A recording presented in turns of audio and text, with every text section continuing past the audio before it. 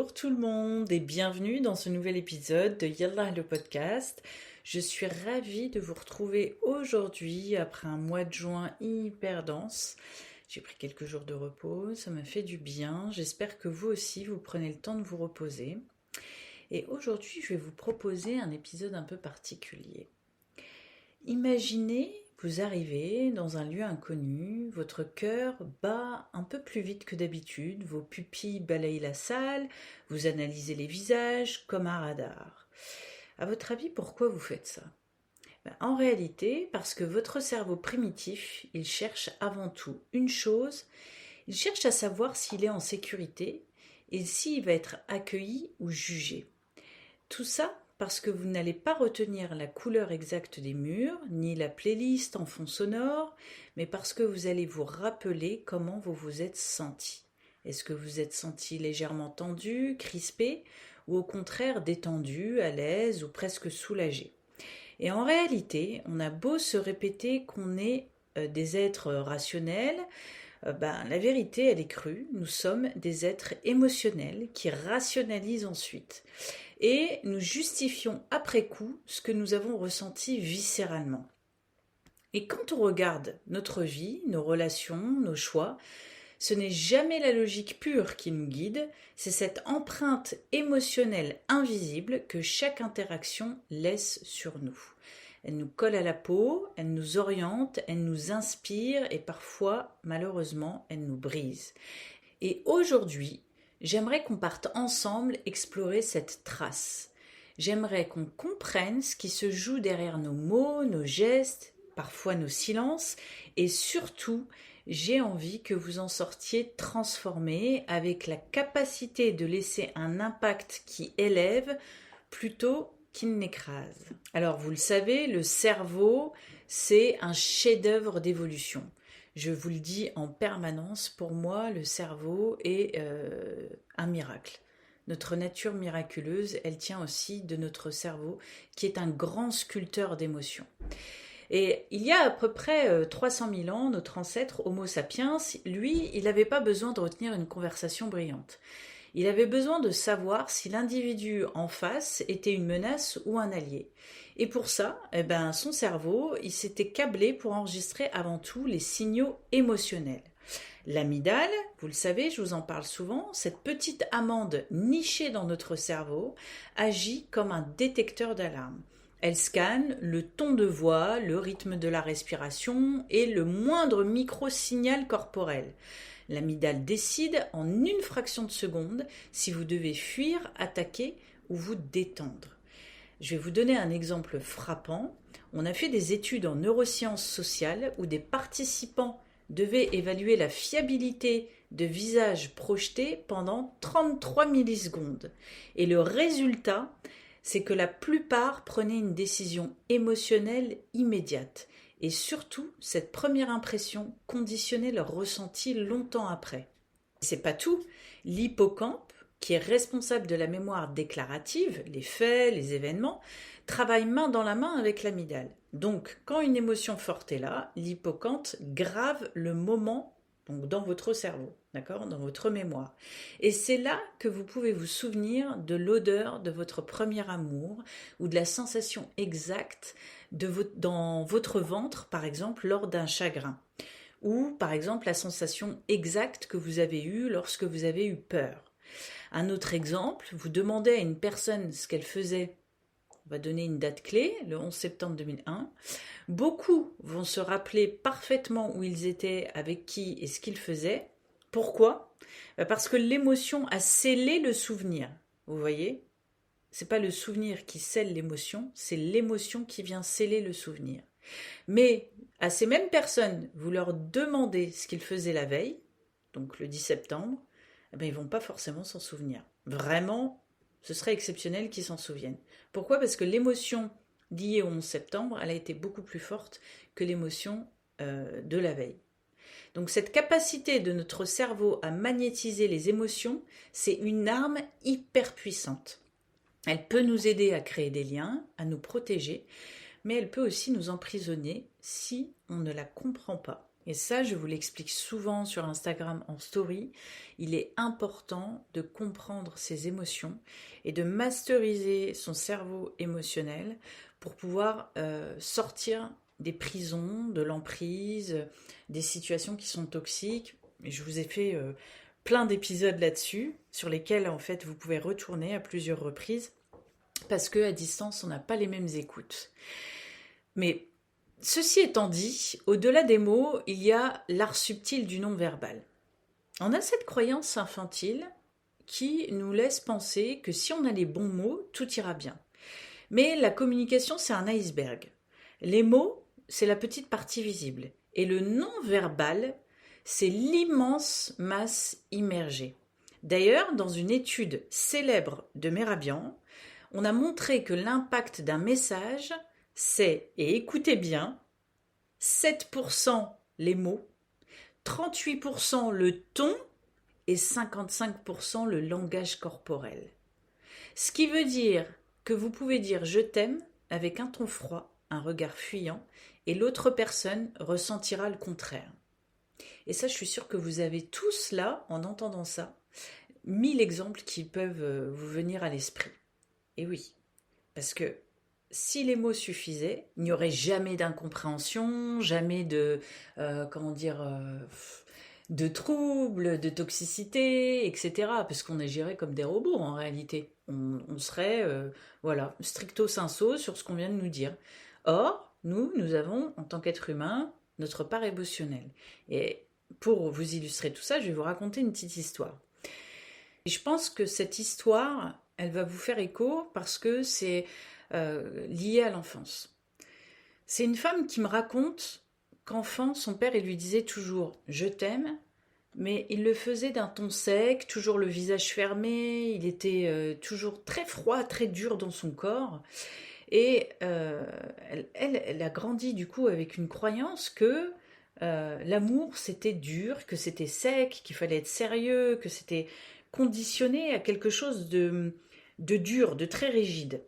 Et à chaque fois, elle a fait des rencontres où elle aimait passionnément, déjà alors passionnément, donc elle donnait tout, et elle était dure dans son approche. Elle n'était pas en fait, elle se lâchait pas, elle se laissait pas aller. Et donc forcément, en écho, elle recevait des gens qui devenaient durs, d'accord ? Et pourquoi ? Parce que en fait, elle avait été imprégnée du silence que son père mettait derrière, de l'énergie que son père mettait derrière le je t'aime. C'était pas le je t'aime qui était problématique, c'était sa façon, son langage corporel en fait, sa façon de le dire, le ton et son langage corporel. Les mots, elle savait ce que ça voulait dire. Donc c'était pas à cause des mots, mais c'était à cause de l'énergie qu'il renvoyait. Et il a fallu en fait déprogrammer cette idée chez elle que tout était dur, que se faire aimer était dur. Elle n'avait pas subi de rejet, elle n'avait pas subi quelque chose d'hyper traumatique, mais dans le rapport à son père, c'était froid. Et pourtant, il faisait tout pour elle. Et une fois qu'on a décortiqué l'histoire de son père, son histoire, et qu'on a détaché ce que son père lui envoyait de qui elle était, elle, ça a été beaucoup mieux dans ses relations. C'est-à-dire que elle a réussi à dézoomer, puisqu'on a fait des sessions EMDR, ce que son père voulait lui renvoyer inconsciemment, ou ce que lui, en fait, transmettait de la mauvaise manière, de qui elle était.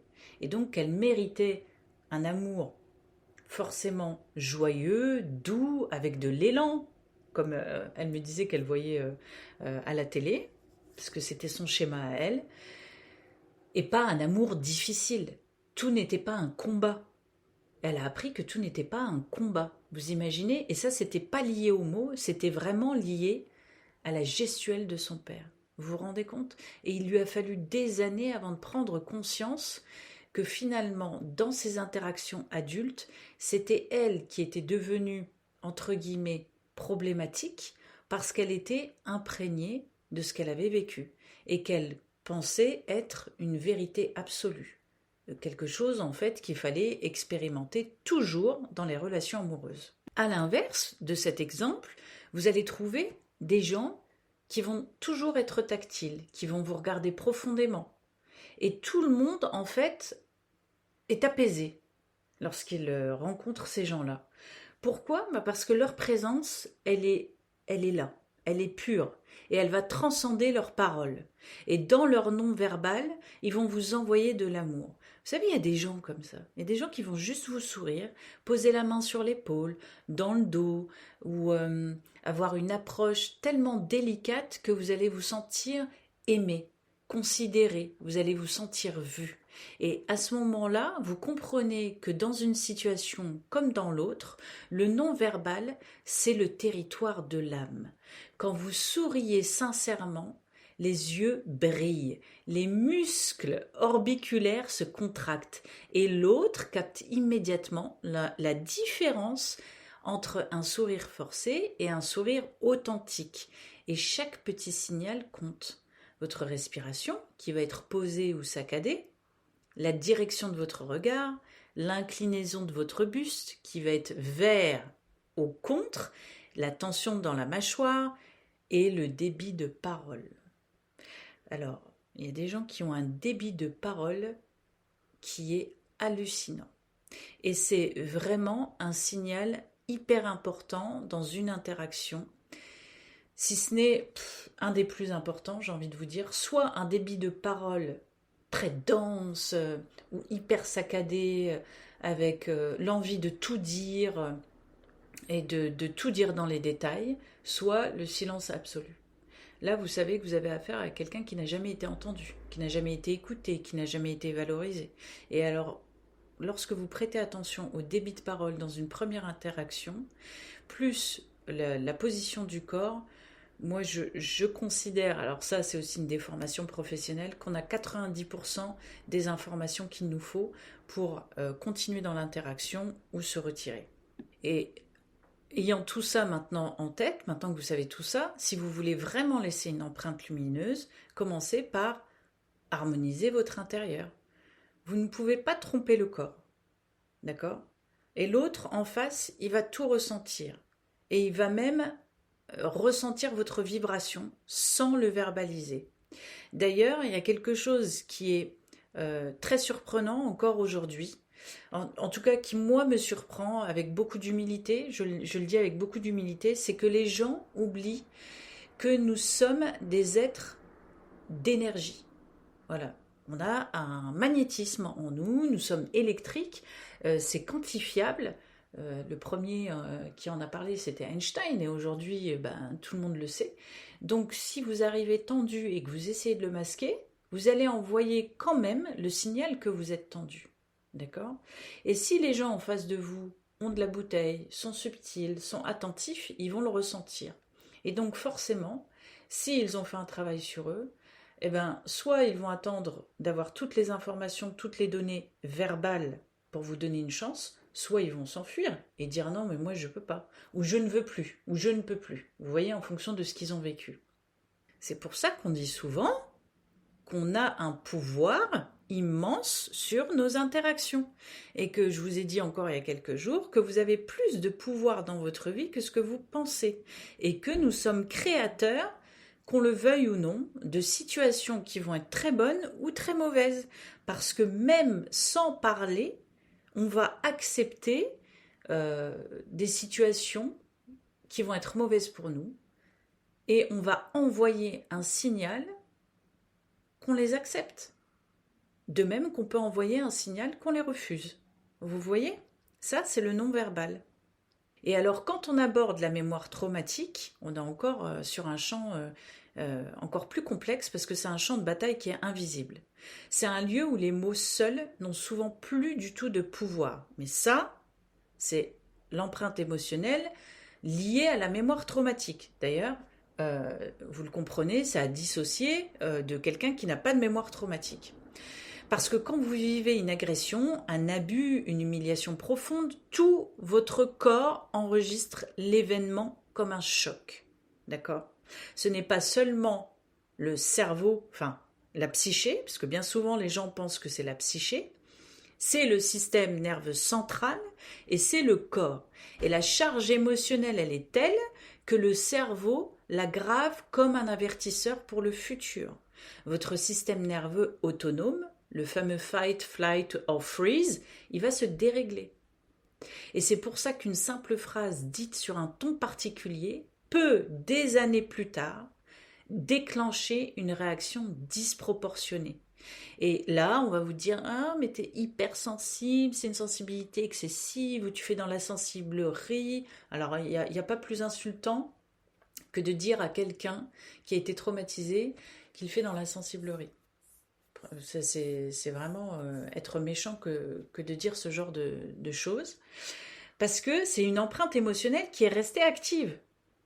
Et c'est visible, en neuroimagerie. D'accord ? Donc si ça devait vous arriver dans le futur, déjà d'avoir une réaction qui vous paraît disproportionnée, ou qu'on vous dit être disproportionnée, eh bien vous saurez maintenant que c'est lié à une empreinte émotionnelle qui est restée active dans votre cerveau. Et à ce sujet, je vais vous donner un exemple, d'accord ? Un exemple clinique. Il y a une personne qui ne supportait pas qu'on lui dise « tu exagères ». Mais vraiment, à chaque fois, elle se refermait, son cœur il battait, donc elle était en tachycardie, et elle retenait ses larmes qui montaient. Et bien pourquoi ? Tout simplement parce que son père le répétait sans cesse pendant ses crises d'angoisse quand elle était enfant. Il lui disait toujours « tu exagères », alors que c'était lui-même qui était à l'origine d'ailleurs de ces crises d'angoisse. T'exagères, t'exagères, t'exagères. Mais la traduction émotionnelle, pour le cerveau, c'est tes émotions ne valent rien. Quand il lui disait tu exagères, il lui disait tes émotions ne valent rien. Donc c'est pas la phrase qui l'a détruite, c'est la trace émotionnelle répétée et la solitude qui l'accompagnait. Vous comprenez ? Parce qu'elle devait se débrouiller enfant. Elle devait se débrouiller toute seule avec ce qui lui arrivait, qui était généré par son bourreau, qui était son père, qui lui-même venait lui dire « il n'y a rien du tout, ça ne compte pas, ce que tu vis ne compte pas ». Ce qui fait que des années plus tard, à chaque fois qu'elle était dans une interaction avec un adulte, puisqu'elle était adulte, qui lui disait « t'exagères », ça lui faisait littéralement péter les plombs, mais vraiment. Elle rentrait en rage, alors que l'adulte en face d'elle n'avait rien à voir avec ce qui s'était passé et la situation n'exigeait pas un emportement aussi intense. Ce qui fait que dans l'approche thérapeutique, l'EMDR ici, elle était hyper importante. Pourquoi ? Parce qu'on ne travaillait pas seulement sur les souvenirs mentaux, on est allé chercher la trace dans le corps, dans le souffle, dans le muscle et dans le cœur. Et il fallait impérativement aider cette personne à recontacter la scène, à la revisiter, mais avec un allié présent, donc ici, là, dans l'instant présent, pour lui redonner une nouvelle empreinte et pour donner à cette personne la valeur de ses émotions, sa légitimité. Vous voyez ? Donc on donnait une empreinte légitime à ses émotions qu'elle avait vécues en tant qu'enfant. Ce qui fait qu'en tant qu'adulte, elle réagissait de manière équilibrée et équilibrante pour elle. Elle guérissait enfin, elle pouvait souffler. Et c'est ça la clé. Parce que ce qui a été inscrit par la peur peut être réinscrit par la présence et la sécurité. C'est ça qui est fabuleux avec le cerveau. Quand je vous dis que le cerveau, c'est un miracle, l'empreinte n'est jamais figée. Elle peut se transformer. Et elle peut se transformer petit comme à l'âge adulte, à n'importe quel âge. Et ce qui va aider l'être humain à entretenir ces belles empreintes émotionnelles, c'est pas les grands actes héroïques ou les déclarations flamboyantes ou les discours mémorables. Ce qui change vraiment la vie, ce sont les actes, les mini-actes invisibles du quotidien, qui deviennent invisibles aujourd'hui, tellement on a laissé la place au manque de respect. Les gens sont, depuis la période Covid, les gens se sont désolidarisés Ils ne se fréquentent plus, ils ne se touchent plus, ils manquent de toucher, alors que la base de l'être humain, quand même, in utero, c'est d'être baigné dans la douceur du toucher, de la matrice qui réconforte et qui est en lien, d'accord?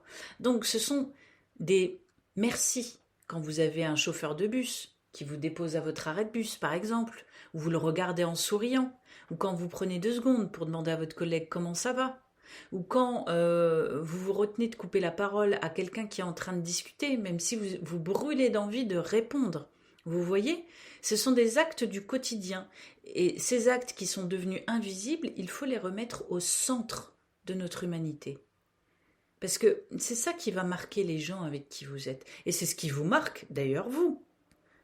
Et à ce sujet, il y a un homme qui a décidé à New York un jour, puis on le voit maintenant, il y a beaucoup de gens qui le font et qui se filment, qui mettent sur les réseaux.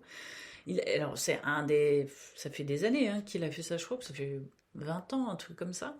Il a décidé de sourire à New York, de sourire aux gens qui passent, qui croisent. Et il a écrit dans son journal que son expérience c'était pour voir combien de visages il allait toucher juste en souriant sincèrement. Et bien, le résultat, c'est que sur une journée entière de micro-rencontres, il y a des inconnus qui se sont mis à lui sourire et certains qui ont eu les larmes aux yeux. Et d'autres qui se sont arrêtés pour lui parler en demandant est-ce qu'on se connaît, est-ce qu'on s'est déjà vu, excusez-moi, je vous remets pas, etc. Il n'avait rien prononcé, aucun mot marquant. Il a juste offert une empreinte émotionnelle. Et vous imaginez, c'est à New York, les gens ils sont pressés, ils courent, etc. Et c'était pas vulgarisé comme maintenant, le portable, de sortir, de filmer. Aujourd'hui, les gens, ils voient qu'il y a un portable, ils voient que c'est une expérience, etc. Mais essayez de faire ça à Paris. Il y a certains endroits dans Paris, vous allez commencer à sourire aux gens, ils vont se dire, ça y est, c'est la folle du bus qui est descendue du bus et qui commence à nous sourire. Vraiment. Mais pour autant, pour influencer le monde, il faut commencer par ces micro-gestes. C'est là qu'on va construire un vrai héritage. Une interaction à la fois, step by step. Et en réalité, quand je dis influencer le monde, c'est influencer notre monde, celui qui est autour de nous. Parce que qu'est-ce que vous allez retenir des autres? C'est souvent leur gentillesse. D'accord? Et on parle souvent de la gentillesse envers les autres. Mais à ce sujet, qu'en est-il de la gentillesse envers soi? À chaque fois que vous ignorez la gentillesse envers vous-même, vous laissez une petite cicatrice interne. À chaque fois que vous abandonnez votre intuition, vous creusez un fossé entre vous et entre vous et votre vérité. D'ailleurs, je vous invite à penser à la dernière fois où vous avez dit oui alors que vous sentiez qu'il fallait dire non. Souvenez-vous de la sensation que vous avez eue dans votre ventre. Souvenez-vous de ce pincement, de ce micro-malaise. Eh bien, je suis sûre et certaine que ces moments, vous ne les avez pas oubliés. Même si vous essayez de les enterrer, votre corps il va se souvenir. Il y a même des gens, lorsqu'ils évoquent un souvenir, ils sursautent. Tellement ça les envahit au niveau de leur corps. C'est pour ça que je vous fais ce lien. Je parle de ce qu'on peut faire dans notre monde, celui qui nous entoure, mais le premier monde, c'est le nôtre, notre intériorité. D'ailleurs, et si chaque jour vous décidiez d'être votre propre témoin bienveillant, si vous osiez vous offrir la même tendresse que celle que vous apportez aux autres, mais vous iriez beaucoup mieux. Et ça n'est pas de l'égoïsme, c'est de l'hygiène émotionnelle. Parce que vous ne pouvez pas offrir aux autres une présence que vous ne vous offrez pas à vous-même. La qualité de l'empreinte que vous laissez chez les autres, elle va dépendre directement de l'empreinte que vous cultivez en vous. D'ailleurs, à ce sujet, à chaque fois qu'on me dit oui, mais moi, je suis en pâte et je prends tout et ceci et cela, je rectifie en disant que quelqu'un qui est vraiment dans l'empathie est d'abord dans l'empathie envers lui-même. Sinon, vous ne pouvez pas être bienveillant ou complètement dans l'empathie ou la compassion envers les autres. La compassion, la bienveillance, l'empathie commence envers soi-même. Si vous n'avez pas la capacité de le faire envers vous-même, ça signifie qu'il y a une trace chez vous, une empreinte qui vous interdit de le faire. Et ça, c'est absolument anormal. Ça signifie que vous avez grandi avec un programme de sois présent à fond à l'extérieur de toi, mais ne le sois jamais pour toi ou à l'intérieur de toi. Et ça, c'est terrible, parce que ça vient biaiser toutes vos relations. Et surtout, ça vient vous fatiguer, vous user, et ça peut vous emmener dans des relations qui vont être complètement délétères pour vous, et qui vont avoir des conséquences effroyables parfois dans votre vie. Alors aujourd'hui, si je vous demande quelle empreinte est-ce que vous voulez laisser, pas dans 10 ans, pas dans 5 ans, mais maintenant, dans la prochaine interaction. Est-ce que vous voulez laisser une trace de tension, d'agacement, d'impatience, ou une trace de douceur, d'accueil et d'inspiration? Et alors, lorsque je vous pose cette question, elle s'adresse déjà à vous, pour votre intériorité à vous. Ce qui signifie, in fine, qu'elle s'adresse à la situation que vous vivez. D'accord ? Essayez de réfléchir à ça. Et si vous n'avez pas saisi la profondeur de la question, réécoutez-la. Parce qu'on vit dans un monde saturé d'images, de slogans, d'informations rapides, de comparaisons catastrophiques. Mais ce qui reste, ce qui nous réveille la nuit, ce qui nous donne la force de continuer ou ce qui nous détruit, c'est toujours la même chose, c'est l'empreinte émotionnelle. C'est ce que vous faites ressentir à l'autre. C'est ça votre vrai CV. C'est ça votre véritable carte de visite. C'est la seule biographie que les cœurs et les âmes retiennent. Ce que vous faites ressentir à l'autre, ce que vous permettez aux autres de vous faire ressentir. Et à partir de ce postulat, je vous propose un défi d'alchimiste. Pendant 24 heures, observez votre impact. Notez la moindre petite interaction. Le ton de voix, le regard, la tension ou la fluidité dans votre corps. Et le soir, faites un bilan dans votre carnet ou sur une feuille, peu importe, pas sur le téléphone, d'accord ? Il est important d'écrire. Quelle trace ai-je laissée dans le cœur des gens que j'ai rencontrés aujourd'hui ? Et quelle trace ai-je laissée dans mon propre cœur ? Ça, c'est vraiment un exercice qui va vous faire avancer si vous le faites tous les jours pendant 21 jours.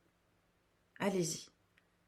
Je vous propose de le faire déjà pendant 24 heures, mais si vous pouvez le faire pendant 21 jours, vous allez voir que vous allez complètement changer les choses que vous autorisez et celles que vous acceptez. 21 jours pour que pas à pas, vous puissiez non seulement transformer votre présence dans votre microcosme, mais surtout pour vous réconcilier avec la plus belle trace qui soit, celle que vous laisserez en vous-même. Parce qu'au fond, vous n'êtes pas la somme de vos mots, vous êtes la somme de vos empreintes. Et ça, personne ne pourra jamais l'effacer.